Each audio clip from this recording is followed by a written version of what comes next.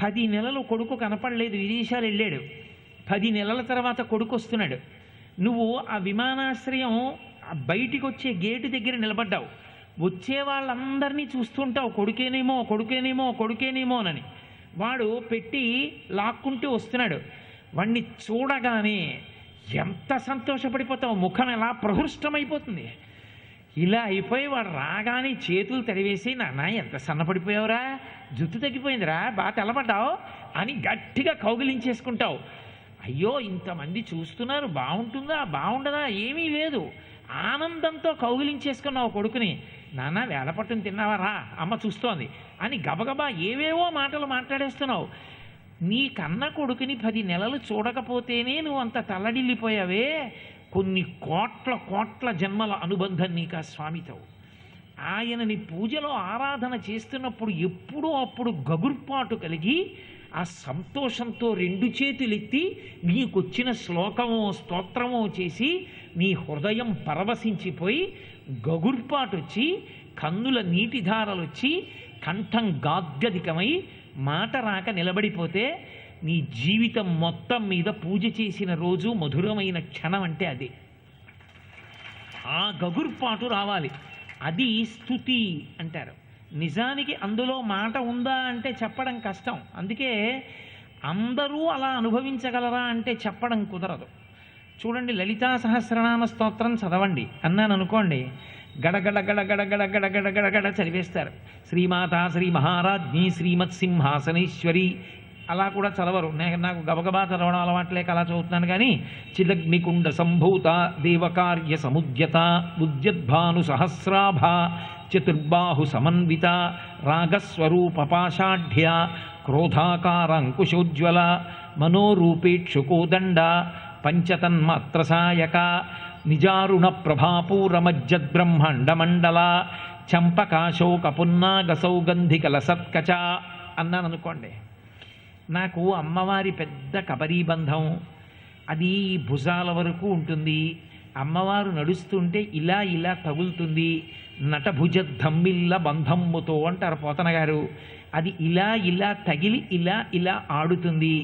అంత పెద్ద కబరీబంధం కాబట్టి అందులో చంపకాశోక పున్నాగ సౌగంధిక లసత్కచ అంతంత పెద్ద పూలదండలు తురిమి ఉంటుంది. ఆ జుట్టుకి సహజమైన సువాసన ఉంటుంది. నా తల్లి కొప్పు నల్లగా ఉంటుంది. ఆ అమ్మ కబరీబంధం కనపడితే చాలు అజ్ఞానపు చీకట్లు విచ్చిపోతాయి.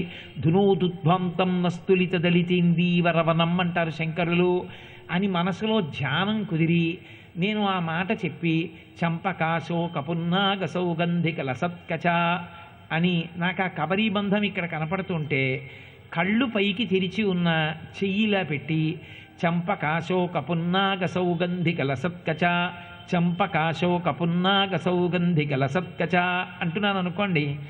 మా ఆవిడ పూజ మందిరంలోకి వచ్చి ఏమిటది కురువింద మణిశ్రేణీ కనత్కోటి ఇరమండిత అందనుకోండి, పాడు చేసేసావే పూజ. నాకు రాక కాదే, నా మనసు నిలబడిపోయింది. కబరీబంధం కనపడుతూ అమ్మ కబరీబంధం కనపడితే పరవశించిపోయి అదే చెప్తున్నాను. ఇప్పుడు నేను లలితా సహస్రం చదవడంలో ఒక నామాన్ని స్తుతిగా మార్చేసుకున్నాను. నేను మార్చలేదు, నా మనసు యొక్క పొంగు చేత అది స్తుతి పాఠం అయిపోయింది. ఒకరు కామేశబద్ధ మంగళ్య సూత్రశోభిత కంధర అని చదివారు. అమ్మ మెడలో మంగళసూత్రం, పెద్ద పెద్ద శతమానాలు కనపడ్డాయి. అమ్మా, లోకంలో అందరూ పెళ్లి చేసుకుంటారు, మగవాడు వస్తాడు తాళి కడతాడు, నువ్వు మన్మధుడు బాణం వేస్తే మన్మధుణ్ణి కూడా కాల్చేసినటువంటి వాణ్ణి పతిగా చేసుకోవడానికి ఎంత తపస్సు చేశావు. అపర్ణవై ఆకులు కూడా తినడం మానేసి నా తల్లి శల్యంలా నువ్వు అయిపోతే శంకరుడు అప్పుడు నిన్ను అనుగ్రహించి పత్నిగా చేపట్టాడు. అప్పుడు నీ మెళ్ళో మాంగళ్యం కట్టాడు. అమ్మ, మిగిలిన వాళ్ళు పెళ్లి చేసుకోవడానికి నీవు పెళ్లి చేసుకోవడానికి తేడా లేదు.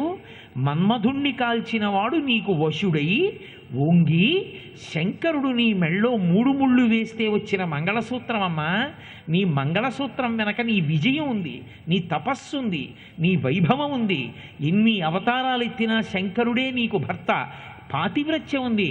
ఏమి ఇల్లాలివమ్మా అని ఆ మంగళసూత్రం గుర్తొచ్చేటప్పటికేదో గుర్తొస్తోంది. కామేశబద్ధమంగళ్యసూత్రశోభితకం ధరా, కామేశబద్ధమంగళ్యసూత్రశోభితకం ధరా అంటున్నాడు అరమోర్పు కన్నులతో. అదే అంటున్నాడు, ఇలా చేయి చూపిస్తూ అమ్మవారి వంక చూస్తూ అదే అంటున్నాడు. ఇప్పుడు ఆయన సహస్ర పఠనం కాదు, ఆయన స్తుతి చేశాడు. ఎప్పుడు స్తుతిగా మారుతుంది అంటే చెప్పడం కష్టం. ఎప్పుడు స్తుతిగా మారిపోతుంది అంటే మీ మనసు పొంగిపోతే స్తుతిగా మారిపోతుంది. అది సర్వోత్కృష్టమైనటువంటి స్థితి. అంటే భక్తి పండింది అని గుర్తు. భక్తి పండితే భగవంతుడితో ఉన్న అనుబంధం బాగా జ్ఞాపకానికి వస్తుంటే ఆయన గురించి తలుచుకు తలుచుకు తలుచుకు తలుచుకు పొంగిపోతుంటే మనసు చెప్పిందే చెప్పి చెప్పిందే చెప్పి చెప్పిందే చెప్పి చెప్పిందే చెప్పి చెప్పుకుంటూ భావాలు లోపల దండలు దండలుగా దండలు దండలుగా తిరిగిపోతున్నాయి. భావాలు సుమమాలలుగా మారి ఆయన మెళ్ళో పడిపోతున్నాయి. నామం ఒక్కటే తిరుగుతోంది. అప్పుడు ఆ నామము స్తుతి పాఠంగా మారింది. అది జీవితంలో అలవాటు కావలసింది. అందుకే భగవత్ సన్నిధానమునందు కూర్చోవడం అంటే, పూజకి కూర్చోవడము అంటే ముందు మనసు అధ్యవసాయంతో ఉండాలి, ఆ భక్తినిష్టతో ఉండాలి. దానికి బ్రహ్మముహూర్తము యోగ్యమైన కాలము. ఆ యోగ్యమైన కాలంలో కూర్చుని చేసినదేదో అది పండుతుంది. మనసు భగవంతుణ్ణి బాగా పట్టుకుని ముద్ర వేసుకుంటుంది. బ్రహ్మముహూర్తంలో మనసు, నేను నిన్న మొన్న చెప్పినట్టు నిద్ర లేవడం దగ్గర నుంచి వేదం చెప్పినట్టుగా చేసిన వాడి మనసు ఎలా ఉంటుందంటే బాగా మెత్తగా ఉన్నటువంటి మట్టి లాంటిది. దాన్ని మీరు ఏ మూసలో పెట్టండి ఆ మూస అయిపోతుంది. మట్టి విఘ్నేశ్వర ప్రతిమలు చేస్తారు. లోపల నూనె రాసి ఆ విఘ్నేశ్వర ప్రతిమలోకి మట్టి బాగా నొక్కేస్తాడు. నొక్కేసి కొయ్యి సుత్తి తీసి కొడతాడు. కొట్టి నరంతో, జంతు నరంతో చేసినటువంటి ఒక సాధనంతో మిగిలిపోయిన పక్కన ఉన్న భాగాలు కోసి ఆ పరికరాన్ని ఎత్తి నేలకేసి కొడతాడు ఆకు మీద. కొడితే లోపల నూనె ఉంది కదూ, ఆ మట్టి బాగా నొక్కుని అది తిరగేసి కొట్టినప్పుడు లోపల నొక్కుకున్న భాగం విఘ్నేశ్వర స్వరూపాన్ని పొందుతుంది. అది మట్టే. విఘ్నేశ్వరుడితో నొక్కుని విఘ్నేశ్వరుడైంది. మనసు బ్రహ్మముహూర్తమునందు అధ్యవసాయంతో ఉంటే మీరు దేన్ని జపం చేస్తున్నారో, దేన్ని చూస్తున్నారో దాని ముద్ర పుచ్చుకుంటుంది. పుచ్చుకుని పునీతమవుతుంది, పవిత్రమవుతుంది. అందుకే స్తుతి. మూడవది సూక్తము అంటారు. సూక్త పఠనం చేశాడండి అంటారు. నిజానికి స్నానం చేసినప్పుడు అఘమర్షణ సూక్తము అని ఉంటుంది. ఆ సూక్త పారాయణం చేస్తూ స్నానం చెయ్యాలి, పాపాలు పోతాయి. ప్రతి చోట సూక్తం ఉంటుంది. సూక్తము అన్న మాటకు అర్థం ఏమిటంటే సుఉక్తం, బాగుగా చెప్పబడినది. భగవత్ తత్వమును ఇంతకన్నా నువ్వు చెప్పడం సాధ్యం కాదు, అంత బాగా ఋషి చెప్పేశాడు. నువ్వు ఏ రూపాన్ని చూద్దాం అనుకుంటున్నావు, ఆ రూపముతో భగవత్తత్వం ఎలా ఉంటుందో చెప్తారు. భగవంతుడు ఒక్కడే. ఏకస్త్వమేవ బహుధా భవభాసి లోకే నిశంకధీర్ వృషభకేతన మల్లినాథ శ్రీభ్రామరి ప్రియ సుఖాశ్రయ లోకనాథ శ్రీమల్లికార్జున విభో తవ సుప్రభాతం అంటారు. ఉన్న ఒక్క పరమేశ్వరుడే. మీరు ఏది కోరుకుంటున్నారో దాన్ని మీకు ఇవ్వడానికి యోగ్యమైన రూపాన్ని పొందుతాడు. అది పరమేశ్వర సంబంధంలో ఉండేటటువంటి విశేషం. నాన్నగారే పంచ కట్టుకుని ఆఫీస్కి ఇంకా టైం అవ్వలేదు కదా అని పూజ చేసుకొచ్చి ఓ ఉత్తరీయం వేసుకుని పంచమవేదం కదా అని మహాభారతం చదువుకుంటున్నాడు. ఆయన చదువుకుంటుంటే పిల్ల తల్లి దగ్గర గునుస్తోంది. అమ్మ ఇవాళ ఆలస్యం అయిపోయిందమ్మా, కాలేజీ బస్సు వెళ్ళిపోయి ఉంటుందమ్మా, పరీక్షమ్మా, నేను ఇప్పుడు వెళ్ళి మామూలుగా ఆర్టీసీ బస్సు ఎక్కి వెడితే నాకు పరీక్ష ఉంటుందమ్మా. అమ్మ నాన్నగారిని ఒక్కసారి కొంచెం తీసుకెళ్ళి ఆ ముందు బస్ స్టాప్లో దింపేయమనమ్మా, దింపేస్తే నాకు కాలేజ్ బస్సు దొరుకుతుందమ్మా, ఈ స్టాప్ దాటిపోయి ఉంటుందమ్మా అంటోంది. తండ్రి చెవిన పడింది. ఇప్పుడు తండ్రి కూతుర్ని తీసుకెళ్ళి దిగబెట్టాలి ముందు బస్ స్టాప్లో, ఆ బస్సు వెనక నుంచి వచ్చి అందుకుంటుంది. ఇప్పుడు తండ్రి ఏం చేస్తాడు, ఆ పంచా ఉత్తరీయంతో మోటార్ సైకిల్ ఎక్కడ ఎగిరిపోతుంది గాలికి. గబగబా పక్కన పడేసి ఒక ప్యాంటు చొక్కా తొడుక్కుని రా, ఎప్పుడూ ఇలాగే చేస్తావు, కాలం యొక్క విలువ తెలుసుకో జీవితంలో, అంతకన్నా దెబ్బలాడితే మనసు సమతౌల్యాన్ని కోల్పోయి పరీక్ష పాడు చేస్తుందేమోనని 2 మాటలు చెప్పి ఎక్కించుకుని గబగబా పెడతాడు. తండ్రే ఇప్పుడు ప్యాంటు చొక్కా వేసుకోవడం ఎందుకు, పిల్లని తొందరగా బస్సు ఎక్కించడానికి వీలైన బట్ట కట్టుకున్నాడు. ఆ తండ్రే మీ ప్రయోజనాన్ని సాధించడానికి ఎప్పుడు ఏది అవసరమో ఆ బట్ట కట్టుకుంటాడు. ఆ తండ్రే కన్యాదానం చేసేటప్పుడు పంచె కట్టుకుని ఉత్తరీయం వేసుకుని కన్యాదానం చేస్తాడు. దశ పూర్వేషాం దశాపరేషాం, 10 తరాల ముందు 10 తరాల వెనక వాళ్ళు ఉద్ధరింపబడడానికి వైదికంగా కూర్చుని కన్యాదానం చేస్తాడు. ఎప్పుడు ఏ బట్టలు అవసరమో అప్పుడు ఆ బట్టలు వేసుకున్నటువంటి తండ్రి ఆ ప్రయోజనాన్ని సిద్ధింపచేస్తున్నాడు. తండ్రితనంలో మార్పు లేదు, భగవత్ తత్వమునందు మార్పు ఉండదు. మీరు కోరిన కోర్కెకి అనుగుణంగా ఈశ్వరుని యొక్క రూపం మారి వచ్చి మిమ్మల్ని అనుగ్రహిస్తుంది. ఒకడు సరస్వతీ కటాక్షాన్ని కోరాడు. అప్పుడు అమ్మవారు విమలపటి కమలకుటి పుస్తక రుద్రాక్షస హస్తపుటి కామాక్షి పక్ష్మలాక్షి కలిత విపంచి విభాసి వైరించి సరస్వతీ కటాక్షాన్ని ఇవ్వాలనుకున్నప్పుడు ఆ శ్లోకాన్ని అనుసంధానం చేస్తారు. అప్పుడు అదే కామాక్షి సరస్వతీదేవిగా కూర్చుని తెల్లని బట్టలతో తామర పువ్వులో కూర్చుని జ్ఞానాన్ని ఇస్తుంది. ఒకడికి డబ్బు కావాలి, అదే భగవత్తత్వం ఒకానొక నాడు లక్ష్మీ స్వరూపాన్ని పొందుతుంది. పొంది తామర పువ్వులో కూర్చుని కనకవర్షాన్ని కురిపిస్తుంది.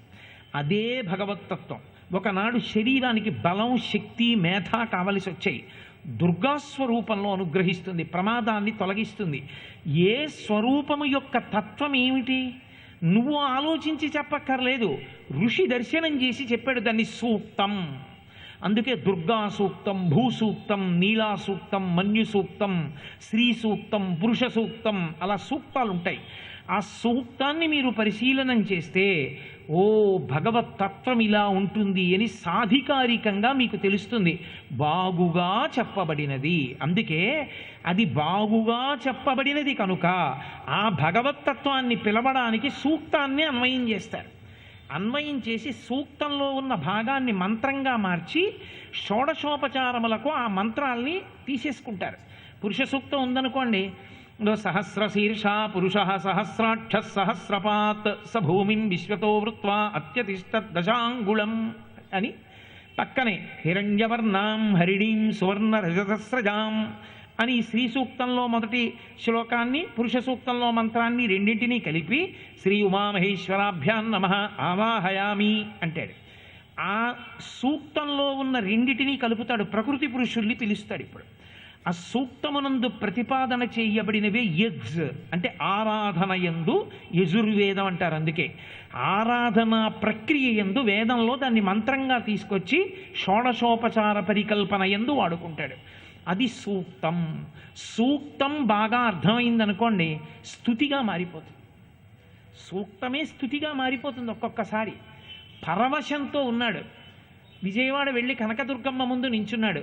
ఓం జాతవేదసే సునవామసో మమరాతి యతో నిదహాతి వేదః సనః పరుషదతి దుర్గాణి విశ్వానావేవ సింధుం దురితాత్యగ్నిః అని ఆ దుర్గాదేవి యొక్క వైభవం ఏమిటో ఆ సూక్తంలో పైకి పాడుతూ ఆనందపడిపోతున్నాడు.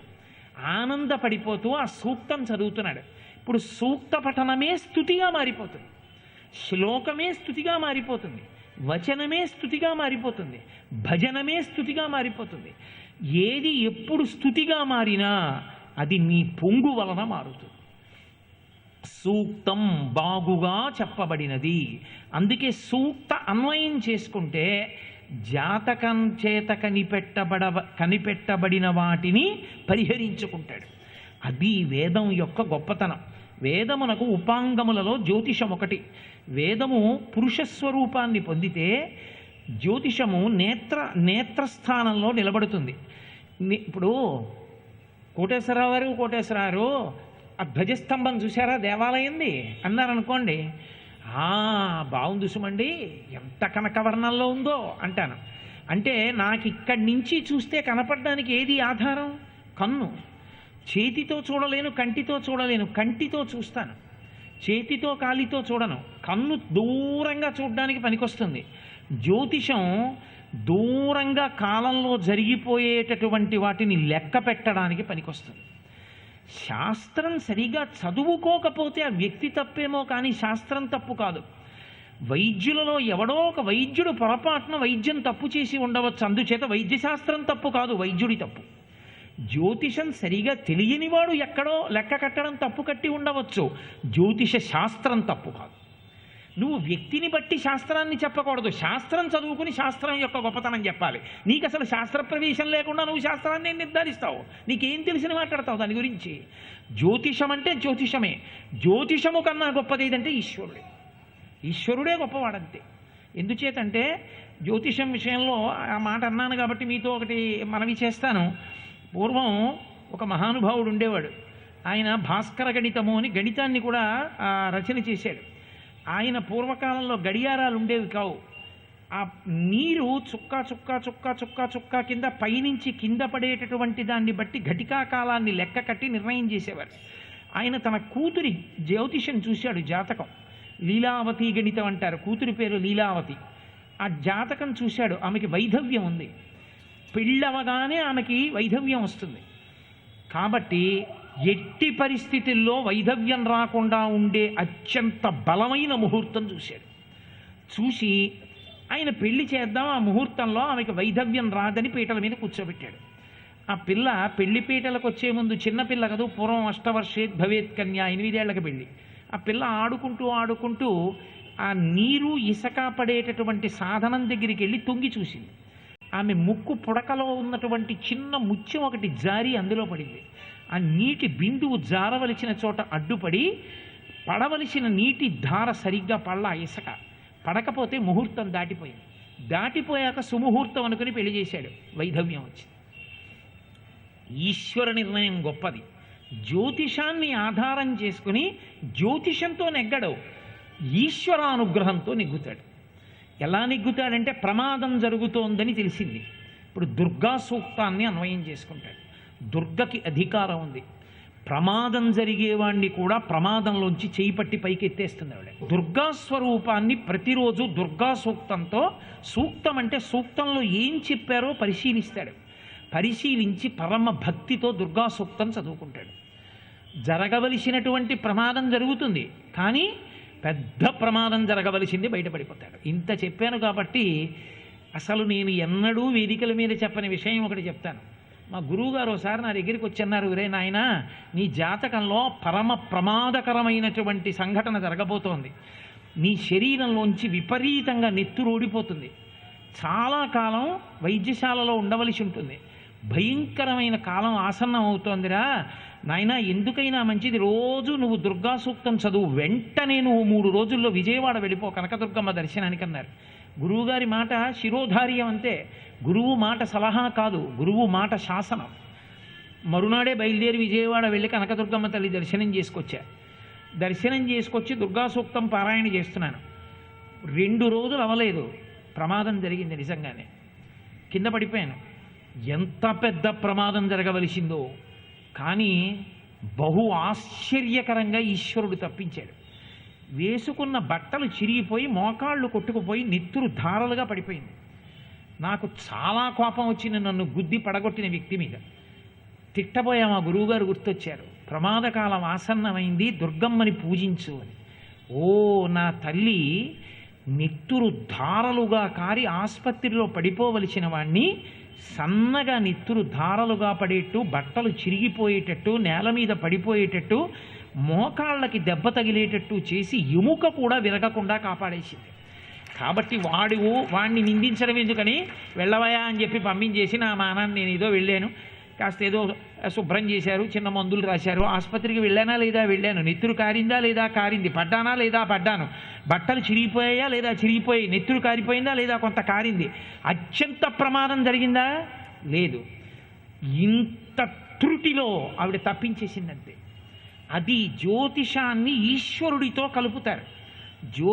జ్యోతిషంగా విన్నారనుకోండి, ప్రమాదం తప్పిపోదు. ప్రమాదానికి నివారణాన్ని సూచిస్తారు, ఈశ్వరానుగ్రహంగా ప్రోధి చేస్తారు. ఆయన చెప్పేశాడని కాదు, మీరు భక్తితో నిలబడాలి. పాత్రత మీది. మీరు ఆయన ఎవరో జపాలు చేసేసి మీ పనుల మీద మీరు తిరిగేస్తే కాదు, మీరు కూడా పరమభక్తితో అక్కడ కూర్చుని ఆ తీర్థం తీసుకోవాలి. మీరు కూడా పరమభక్తితో భగవంతుడి గురించి విచారణ చెయ్యాలి. ఇది సూక్తం. అప్పుడు ఆ సూక్తాన్ని విచారణ చెయ్యాలి, దాని తాత్పర్యం, దాని వైభవం చదువుకోవాలి. ఏ దేవి భాగవతమో చదువుకోవాలి. అది సూక్తం. కాబట్టి మనకి పరమేశ్వరుడు అనుగ్రహించాడు వీటిని. ఋషులు అనుగ్రహించారు. ప్రార్థన, స్తుతి, సూక్తము. ఇందులో సూక్తం మాట దేవుడెరుగు. సూక్తం అందరూ చదవలేరు. సూక్తం అందుకే నువ్వు చదువుకోలేకపోవచ్చు. నువ్వు చదవకూడని దానికి, నువ్వు చదవలేని దానికి నువ్వు ప్రాకులు ఆడకూడదు. వేదంలో అది రహస్యం. ఏవి స్వరప్రోక్తములో వాటి జోలికి నువ్వు వెళ్ళకూడదు. నువ్వు గురుముఖత నేర్చుకుంటేనే వెళ్ళాలి. గీతలుంటాయి, కిందకి గీత, పైకి గీత, కింద గీత గీసి ఉంటుంది. అలా ఉంది అంటే అది గురుముఖత నేర్చుకుంటేనే చదవాలి. రుద్రాధ్యాయం ఉందనుకోండి, రుద్రాధ్యాయం వచ్చు కదా అని చదవకూడదు. ఎందుచేత అంటే అది స్వరప్రోక్తం. నీకు స్వరంతో చెప్పడం వస్తేనే చదవాలి. స్వరంతో చెప్పడం రాకపోతే ఊరుకోవాలి. నువ్వు చెప్పక్కర్లేదు. స్వరంతో చెప్పగలిగిన వాడు చెప్తే నువ్వు కర్మ చేసి నువ్వు ఆయన కాళ్ళకి నమస్కారం చేస్తే చాలు. ఆయన కాళ్ళకి నమస్కారం చేస్తే నీకు అనుగ్రహం కలుగుతుంది. నీకు చదువు రాకపోవచ్చు, చదువు వచ్చిన వాడు పైన 2 ఎకరాలు పొలం ఇమ్మని రాశాడు, నువ్వు నిశాని వేయి చాలు. పొలం రాసిన వాడికి ఎవరు, నీకే ఇస్తారు వేలుముద్ర వేసిన. నీకు రాకపోవచ్చు, నేర్చుకుని కష్టపడి గురువుగారి దగ్గర స్వరంతో చెప్పడం వచ్చినవాడు కనపడినప్పుడు వాడు ఇంటికి వస్తే వాడితో చెప్పించాలి కాసేపు. అందుకే ప్రతి ఇంట వేద పఠనం జరగాలని పెద్దలు నిర్ణయం చేశారు. శ్రావణ భాద్రపద మాసాల్లో వేద పండితులు తమంత తాముగా ఇళ్ళకొస్తారు. ఇళ్ళకొచ్చి వాళ్ళు ఇంటికి వస్తే తలుపేసేసుకోకూడదు, రెండని. వాళ్ళు వచ్చి ఉత్తినే కూర్చుని వెళ్ళిపోరు. ఒక్క పన్నం చదువుతూ ఉంటారు. అయ్యా చదవండని కింద కూర్చోవాలి. వాళ్ళు చక్కగా స్వరంతో పన్నం చదువుతారు. వాళ్ళు నిస్వార్థపరులై ఉండాలి. ప్రతిదానికి డబ్బు లెక్క కట్టి వేదం నేర్చుకున్నవాడు అక్కర్లేనిటువంటి రజోగుణ సంపర్కంతో లక్షలకి లక్షలు డబ్బు సంపాదించే ప్రయత్నంలోకి వెళ్ళాడా వేదాన్ని అడ్డుపెట్టి కోట్ల జన్మలు క్రిమికీటకాదులుగా నశించిపోతాడు. నిస్వార్థపరుడై ఉండాలి. ప్రతిగ్రహణం ఉండకూడదని వేదం చెప్పలేదు. పరమతృప్తితో గడపాలి బ్రాహ్మణ జీవితం అంటే. ఎంత సంతోషంగానో ఉండాలి. సంతోషోహి ద్విజన్మనాం. వేదం చదువుకున్నావంటే గుర్తేమిటంటే అవతలవాడు నీ చేతిలో పెట్టినది అర్ధనాకాసైనా నువ్వు పొంగిపోవాలి. నా చదువు ఉపయోగపడింది వాడిని ఉద్ధరించడానికి చాలు. ఆ పొంగు నీకు లేకుండా నీకొచ్చిన విద్యకి లక్షలు లెక్కలు కట్టి పుచ్చుకుంటే పాతకుడు అయిపోతావు. డబ్బు కోసం వెంపర్లాడడం బహు తప్పు. బ్రాహ్మణ్యమునందది లేదు. వ్యాసుడు స్పష్టంగా చెప్పాడు, యతీనాం భూషణం జ్ఞానం సంతోషో హి ద్విజన్మనాం ఉద్యమం శత్రుహననం భూషణం భూతిమిచ్చతాం అని చెప్పాడు. సర్వం శ్రీ ఉమామహేశ్వర పరబ్రహ్మార్పణమస్తు. స్వస్తి.